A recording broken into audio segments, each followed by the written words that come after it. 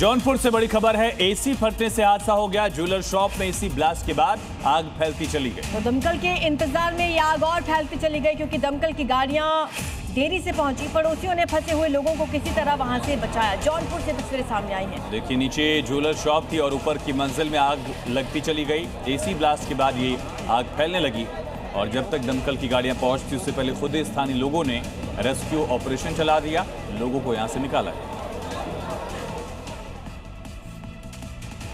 और चलिए अब देखते हैं क्राइम अपडेट्स। ग्रेटर नोएडा के दादरी में फल मंडी में मामूली बात को लेकर दो पक्षों के बीच मारपीट हो गई। दोनों ने एक दूसरे पर लाठी डंडों से हमला किया। कई लोग घायल हो गए। पुलिस ने 4 आरोपियों को गिरफ्तार किया। महाराष्ट्र के उल्लासनगर में गाड़ी की टक्कर के बाद दो गुटों में हुए विवाद ने खूनी संघर्ष का रूप ले लिया। 5 से 7 लोगों ने मिलकर एक युवक पर जमकर लात घूंसे बरसाए। वो गंभीर रूप से घायल हो गया।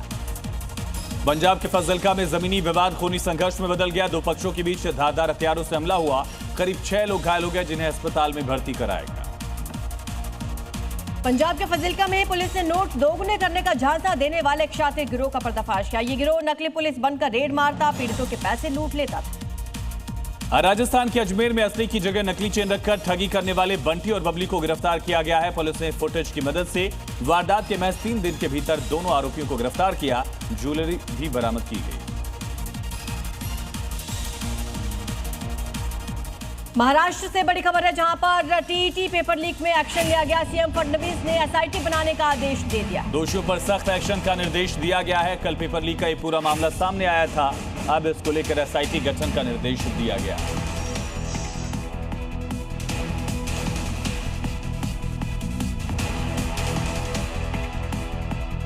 परीक्षा से ठीक एक दिन पहले ठाणे में टीईटी परीक्षा पेपर लीक हो गया। पुलिस ने कार्रवाई करते हुए लीक पेपर को बरामद करते हुए कई संदिग्धों को हिरासत में लिया है। टीईटी की परीक्षा में 4 लाख के करीब कैंडिडेट शामिल होने वाले थे।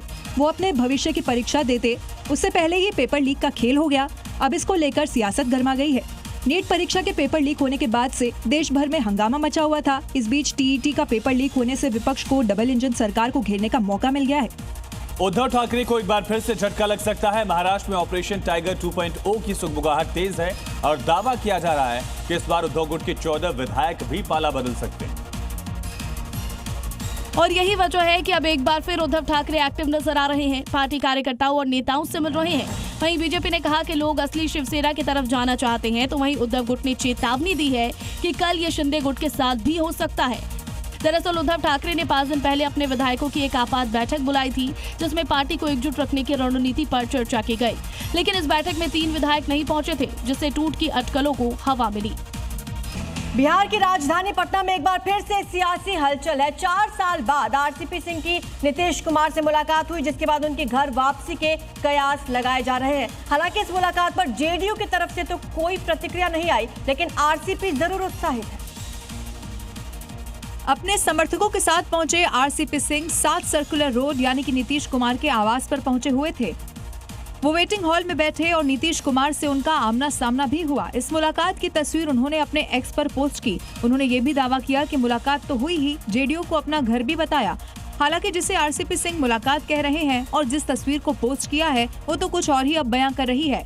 सूत्रों के मुताबिक 20 मिनट तक वहां रहे नीतीश कुमार ने आरसीपी सिंह की तरफ देखा भी नहीं, जिसकी पुष्टि आरसीपी समर्थकों का ये हंगामा भी कर रहा है। यूपी में अवैध क्लिनिक और अल्ट्रासाउंड सेंटर के खिलाफ बड़ी कार्रवाई की गई। झांसी में स्वास्थ्य विभाग ने छापा मारा, एक अवैध अल्ट्रासाउंड सेंटर को सील कर दिया। झांसी में अवैध तरीके से संचालित एक अल्ट्रासाउंड सेंटर पर स्वास्थ्य विभाग ने बड़ी कार्रवाई की है। छापेमारी के दौरान अल्ट्रासाउंड मशीन समेत कई उपकरण बरामद किए गए हैं, जबकि मौके पर मौजूद 2 लोग टीम को देखकर फरार हो। डीएम के निर्देश पर सख्त विभाग की टीम ने मेडिकल कॉलेज के सामने एक मकान में छापेमारी की। जांच के दौरान बिना रजिस्ट्रेशन के अल्ट्रासाउंड मशीन चलाने का खुलासा हुआ। प्रशासन ने मामले में संबंधित लोगों के खिलाफ एफआईआर दर्ज कराने की कार्रवाई शुरू कर दी है। और उत्तर प्रदेश के बुलंदशहर से खबर, जहां बदमाश का एनकाउंटर हुआ। पुलिस ने दुष्कर्म के आरोपी को घायल किया है। जवाबी कार्रवाई में पैर में से गोली लग गई। नाबालिग से रेप का आरोपी था जहांगीर और बुलंदशहर में जहांगीर के पैर में गोली मारकर पुलिस ने इसको गिरफ्तार कर लिया। बताया जा रहा है कि पुलिस पर इसने फायरिंग कर दी थी, जिसके बाद इससे तमंचा बरामद किया गया। कुछ खोखे कारतूस भी इसके पास से मिले।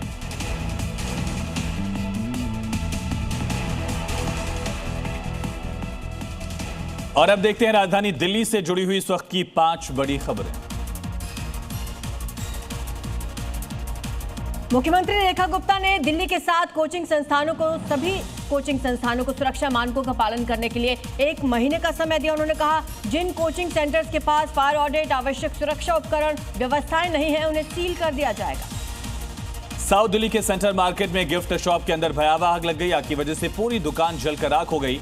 हादसे की वजह शॉर्ट सर्किट रही। गनीमत की बात रही कि कोई हताहत नहीं हुआ। उत्तर पूर्वी दिल्ली पुलिस ने ऑपरेशन शुद्ध प्रहार के तहत 5 संस्थानों पर छापेमारी की। 27,000 अवैध शराब की बोतलें बरामद की, साथ ही 720 बियर कैन बरामद किए गए। इस कार्रवाई में 5 तस्करों को गिरफ्तार किया गया। दिल्ली के लाल किला इलाके में नवंबर 2025 में कार बम धमाका मामले में एनआईए ने 3 और आरोपियों के खिलाफ सप्लीमेंट्री चार्जशीट दाखिल की।